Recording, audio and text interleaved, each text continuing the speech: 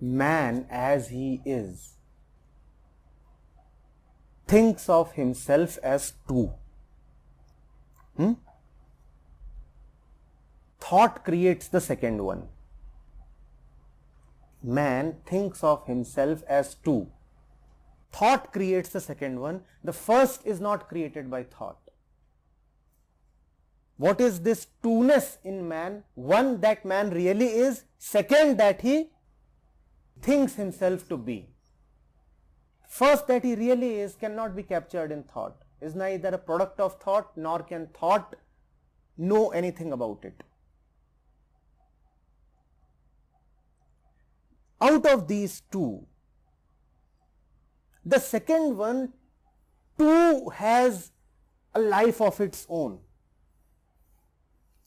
Obviously, it's an imaginary life because it has been created by thought, but it does have a life. And the second one is very significant because it is this second one that suffers. It is for this second one that the Guru exists. You understand the importance of this second one, which is fake, illusory, just thought? It is so important that the Guru needs to help it. It is nothing, yet so tremendously important. This second is in a very peculiar position. On one hand, because it is a product of thought, it does not think of itself as product of truth. So it does not acknowledge the supremacy of truth. The second one is a product of thought. It is ideas. It is all that your mind does. So it will not surrender. It will not acknowledge the supremacy of that which cannot be thought of. Do you look at the impossibility of this acknowledgement? How can thought say that my father is non-thought? So it will not acknowledge its own source. On the other hand, if it does not acknowledge, it suffers. Because thought is so incapable that on its own it always remains miserable. On its own, it only moves around in a cycle of suffering. Thought never comes to an end. Don't you know that? It cannot ever come to a point of self-dissolution. Thought can only get dissolved in no thought, but no thought is not acknowledged by thought. Truth is no thought. Thought does not acknowledge truth. Try it out. Thinking and thinking, you will never come upon the truth. Thinking and thinking, you will never come upon silence.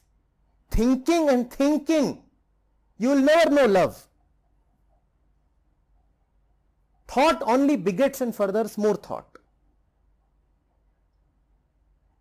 Now the truth is calling, and this second one has to go to the truth, but it cannot surrender, because no logic will tell it to surrender. Or let me put it this way, no ordinary logic will tell it to surrender. Ordinary logic will only tell this second one to stay away.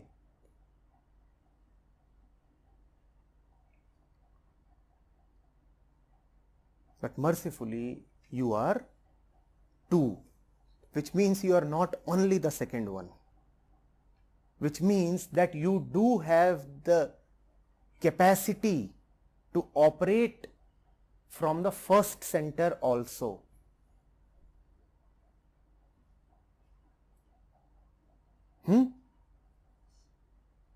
It's a very important question. If we are two and if we do have the capacity to operate from the first center, how do we operate from there? there are two answers because we are two. If I am speaking to the second one, my answer is just say yes. Because you are the decision maker, because you keep choosing. The first one anyway never chooses. He is choiceless. He already knows so much that he doesn't need to choose. This second one is always confused because it keeps thinking, right? Because it keeps thinking, so it has choices and confusion. Because it has choices, so my only advice to it can be just choose rightly, go to the first one, surrender. It will say, but give me some kind of logic and this and that. So my answer is, anyway all your logics are rotten, what will you do with more logics? I am recommending you directly. Just go to the first one, make a choice, say yes. The second one says, no, no, no, simply saying yes is not possible. Give me some nice arguments so that I can convince myself, because I need arguments. So I say, all right, I'll give you loads of arguments, but all those arguments are just rubbish. They don't mean anything. If you want to hear two arguments, come on Sunday at 9 a.m. and I'll give you tons of arguments. That's what I keep doing. I keep giving you arguments to do that which cannot be done on the basis of arguments. But such is your mind that it needs some kind of convincing. So I am convincing you all the time. But no amount of convincing can really convince you. Still you want that, so let's play a game.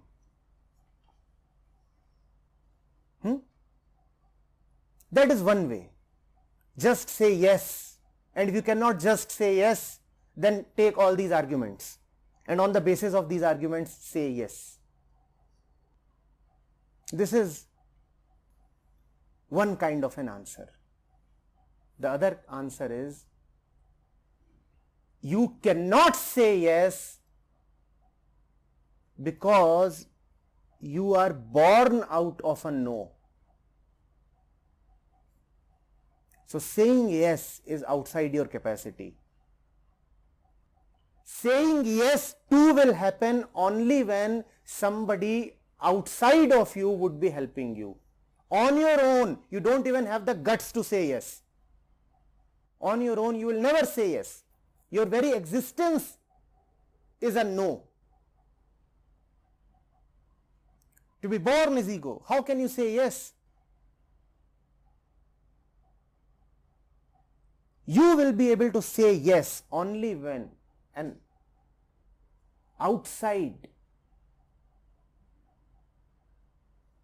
something of the beyond is helping you. That help is called grace. Pray for it.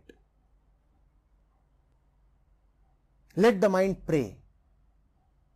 Let the mind just say that it may have the sense to not to act arrogant, to not to take its own choices too seriously.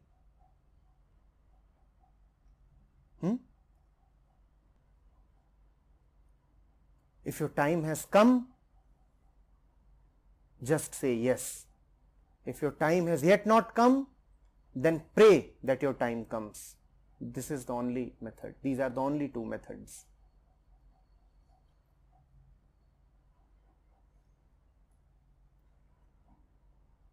So at times logic really works and peers within and stops the mind. So it really helps.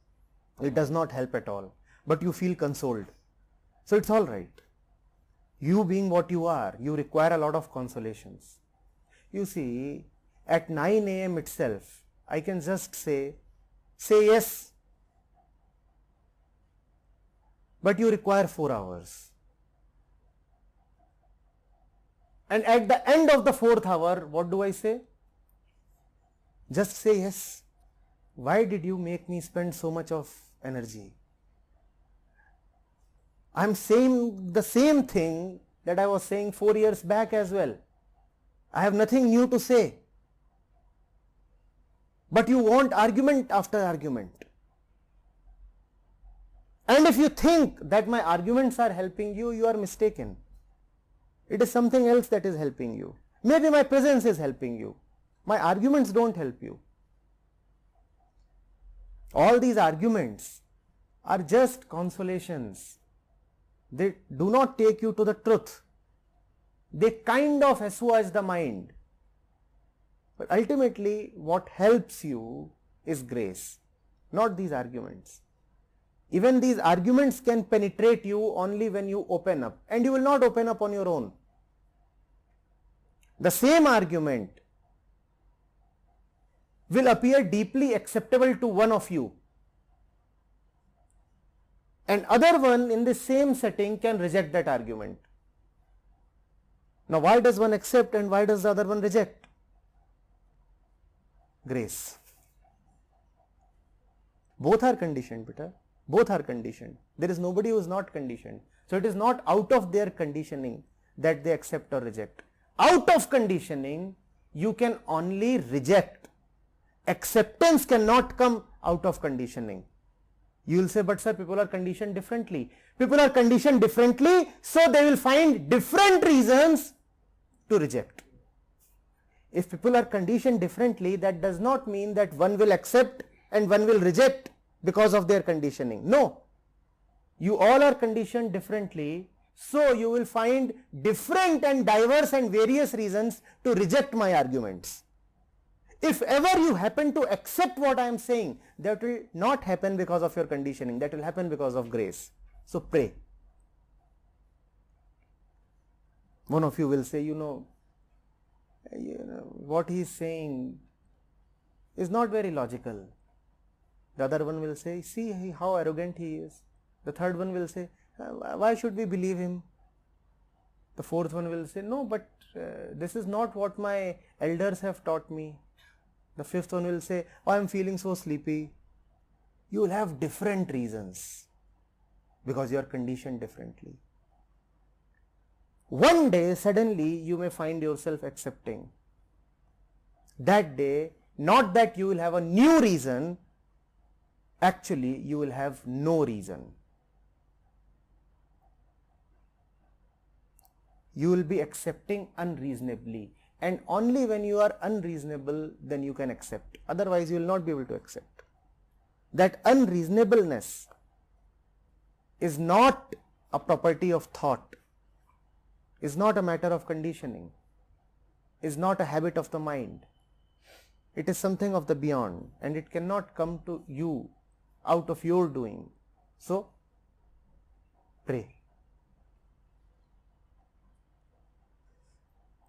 You will be able to accept this Guru only when your own internal Guru helps you.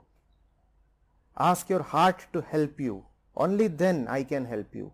Otherwise, I am powerless. I am just a person. It is the helplessness or beyond control that again the questions are there. So it can be said that it is a step towards no mind. You can keep taking 1,000 steps,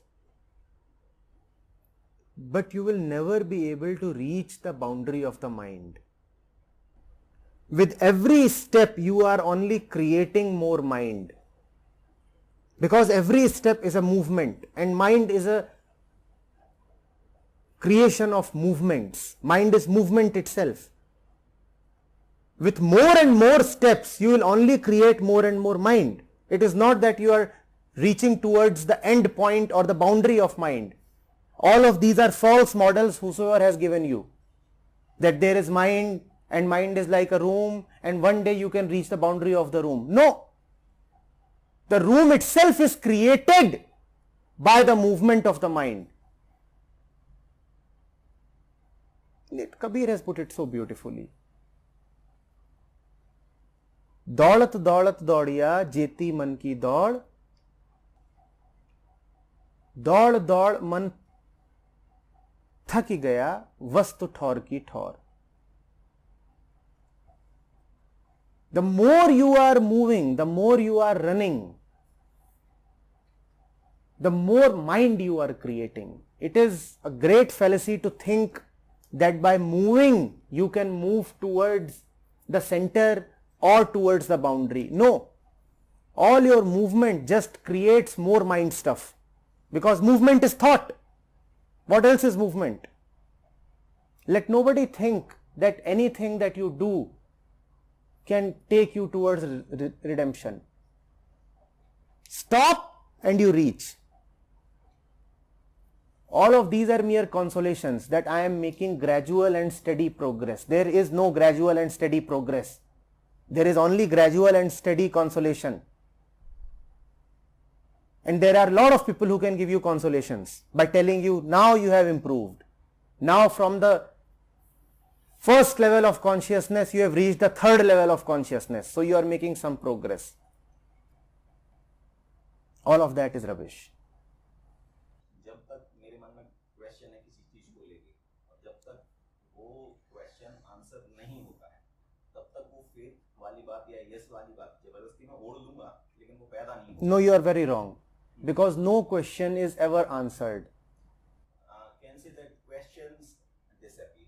Question disappears without even getting an answer. So do you see the falseness of what you are saying? The question disappears even without getting an answer. Not that the answer dissolves the question. Question goes away even without getting an answer. And if the question needs an answer, then the question has not yet gone away. You may have had a tremendously beautiful answer, and if you think that that answer has calmed the question, then the question is still there. Look carefully. No question can ever go away because it got a very nice answer.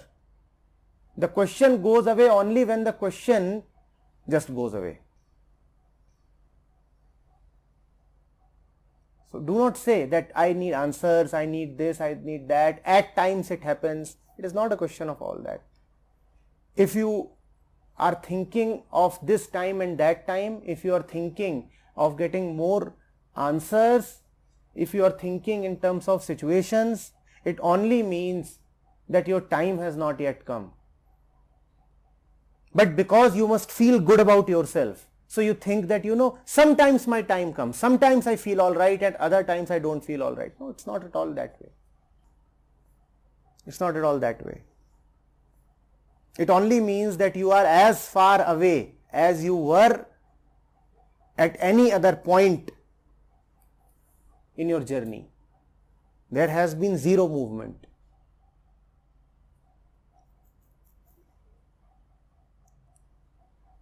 So what should be done in this case? Because stop doing what you are already doing. Look at your whole pattern. When I said you are as far away from truth as you were at any other point, your immediate reaction is, so what should be done? Do you know from where this reaction came? A great belief in the second. A great belief in the second. That is what is meant by self-observation, seeing from where do my responses come. You didn't say, let me just fall silent. You still came up with an arrogant statement of confidence. So what should I do next? You didn't feel like saying, oh my God, in spite of doing all that I did, if I'm still in a wretched state, why should I do anything further? Let me just stop dead and pray. And prayer is not something of your doing. When your doing stops, that is prayer. Prayer only means I have realized that my doing will not help me. If you are still intent upon doing, how can you pray?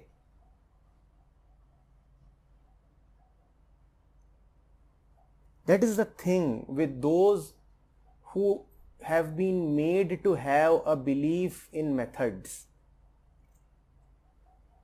All methods come from the mind. the ego. To have belief in methods is to have belief in mind.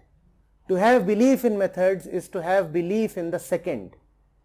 What you are saying is, I devised this method, or I at least chose this method, or I at least accept this method. I am there, this I is present.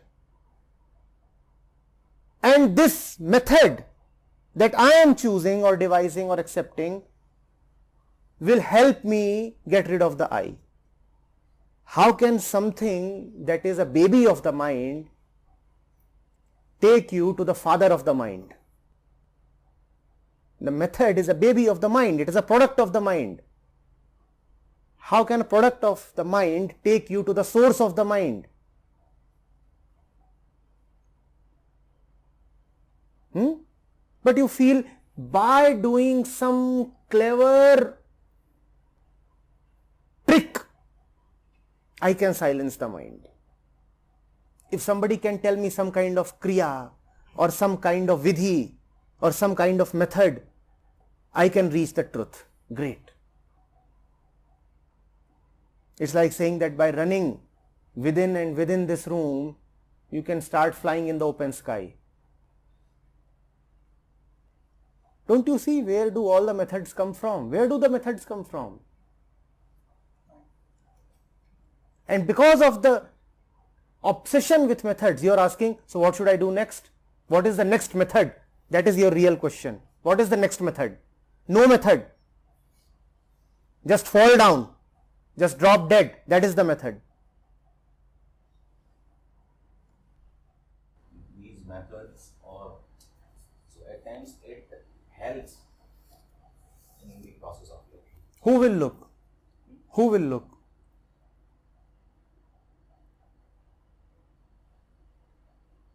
Who will look?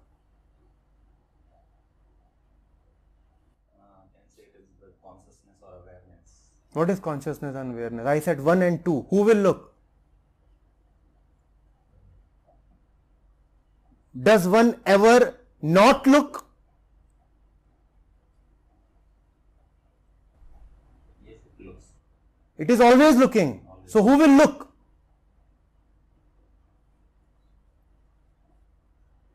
Two, it simply cannot look.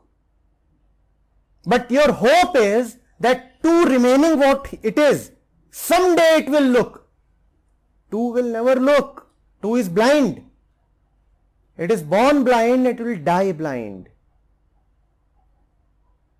But your hope is, can we somehow maintain and preserve two and enable it to look? Don't you see what you want? And don't you see who is talking? Who is talking? Two is saying, please don't kill me. One day I'll be able to look. It is giving you a false promise. It will never look. You will die one day using all your cleverness and methods and hope. The one that looks is looking all the time. Always. Timelessly. But you will have to stop being two. You will have to drop your belief in two. Drop your belief in two. One is always looking.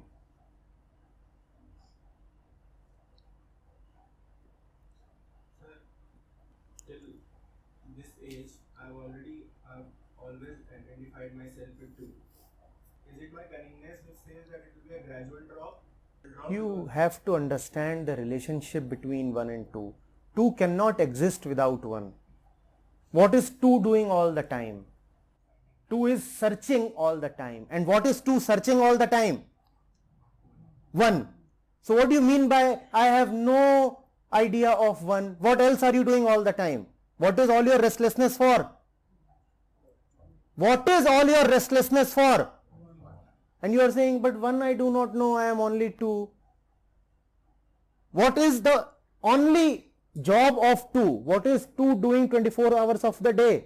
What are you doing 24 hours of the day? Looking for contentment, looking for something that will make you peaceful and silent. 2 and 1 have a deep relationship. Two cannot live without one. At the same time, two is deeply afraid of the one. Two is searching for one all the time. But coming close to one, it is deeply afraid because one is so lovely that you cannot stay separate from one. When you come close to one, you feel like merging in one. Two is saying, I want one. Why is two saying that I want one? Because one is lovely, very lovely. But one is so lovely that when two goes close to one, two does not feel like keeping even an inch of separation. Two feels like coming so close that it will dissolve in one. So two is also afraid. It wants one and parallelly it is afraid of one. What do you mean? I do not know one. What else do you know of? All the time you are frustrated. Don't you see why you are frustrated? You want one. That's your deepest thirst. Nothing else will quench you.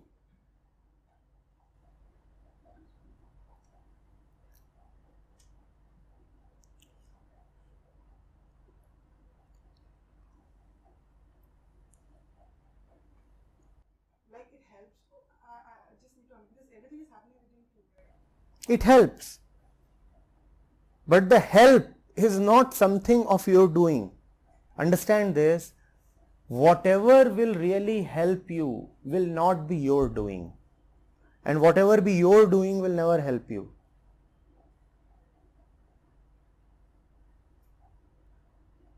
Whatever auspicious is happening in your life is not at all happening because of you. And whatever stings in your life is because of you. All your methods have only given you a huge stink. Praying is what removes that stink. And what is prayer? Prayer is not really an action. Prayer is just the bowing down of this arrogant head. I have failed and I am bound to fail. But I am glad that I am failing. This is prayer. Because only when I fail, I will succeed. My final failure will be my success.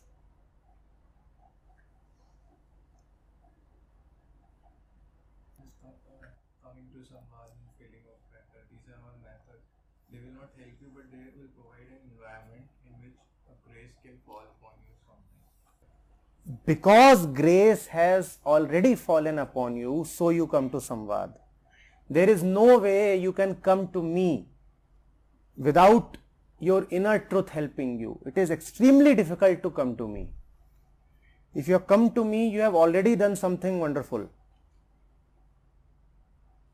If you are coming to me, there is already some mighty hand that is helping you. Otherwise, you cannot come to me. Yes, you can go to a shopping mall without the help of one. Or you can go to your Sadguru with all your two in store. But to come here is impossible without grace.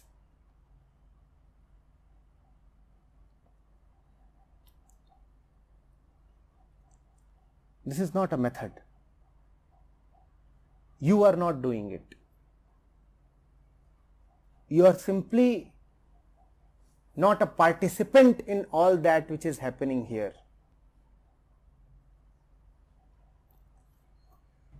If we stop coming here and the grace, You have already stopped. Have you left any stone unturned in preventing yourself from coming here? You come here without your consent. You come here because you are compelled to come, and that is called grace. Left to yourself, would you come? Honestly, left to yourself today, would you have been here? Or yesterday, would you have been here? So you are not coming, you are being pulled.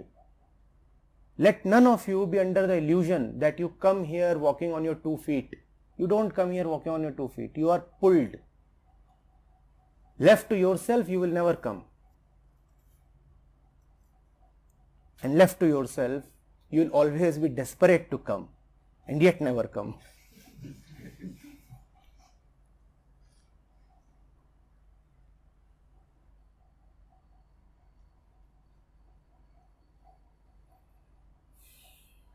Yes, open up, speak up. So when you say that the only function of the mind, the best that it can do is that it can look at itself. So what does that mean? It means exactly that. Look at yourself. But it cannot look. In real looking, the looker is not there. So the mind is looked at and the mind is not looking. Whenever the mind will look, it will only look as opinions, as perceptions. You will look and you will distort. You will never really be able to see. You will only look through your conditioning, because that's the stuff of the mind. And if you are looking at something really, please acknowledge that it is not the mind that is looking. Whenever real looking will happen, don't give the credit to yourself. You are not looking. So real looking bypasses the mind. Real looking looks at the mind. In bypassing the mind, where will it go? What else is there to look at? Yes, you have bypassed the mind. Now what will you look at?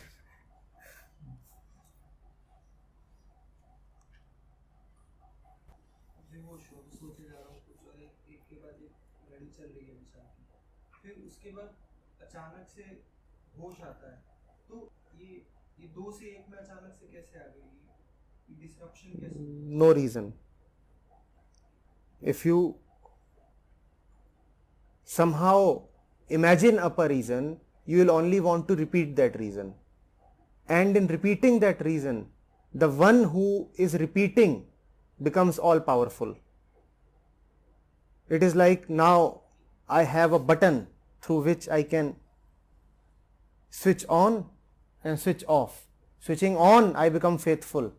And then there are moments when I want to switch off and do all my miscellaneous rubbish. It is so difficult to acknowledge this, right? So difficult, because it leaves you very powerless. My methods will not work. Out of my own doing, I can't even come close. So there is nothing left for me to do. You are actually very useless. You are just a load upon yourself. Kindly get rid of yourself. That is the only way of helping yourself.